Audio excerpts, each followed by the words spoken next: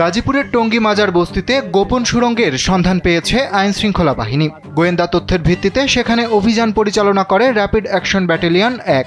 ধারণা করা হয় মাদক কারবারিদের যাতায়াতের জন্য ব্যবহৃত হয় এই সুড়ঙ্গ। তবে অভিযানের আগেই সেখান থেকে আত্মগোপনে চলে যায় মাদক ব্যবসায়ীরা। টঙ্গীর মাজার বস্তি দীর্ঘদিন ধরেই মাদকের সাম্রাজ্যে পরিণত হয়েছে।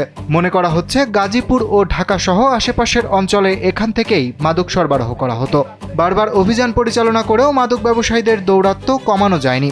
এবার সেখানে সন্ধান পাওয়া গেল নতুন সুড়ঙ্গের। এই বিষয়ে র্যাব ১-এর অধিনায়ক লেফটেন্যান্ট কর্নেল নেয়ামুল করিম জানান, মাজার বস্তিতে মাদক নির্মূলে নিয়মিত অভিযান অব্যাহত থাকবে। একই সাথে সন্ধান পাওয়া সুড়ঙ্গ পথগুলো পুলিশের নিয়ন্ত্রণে থাকবে, যাতে কেউ অবৈধ কাজে এর ব্যবহার করতে না পারে।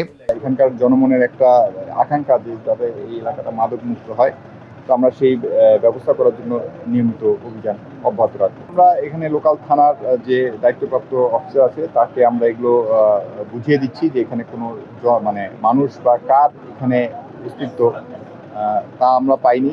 তাদেরকে এটা বুঝিয়ে দিয়ে যাচ্ছি যে এখানে যেন পরবর্তীতে আর কেউ এইসব কাজ করতে না পারে, এবং আমরা জেলা প্রশাসকের সাথে কথা বলেছি যাতে আরও শক্ত স্টেপ এখানে নেওয়া যায়।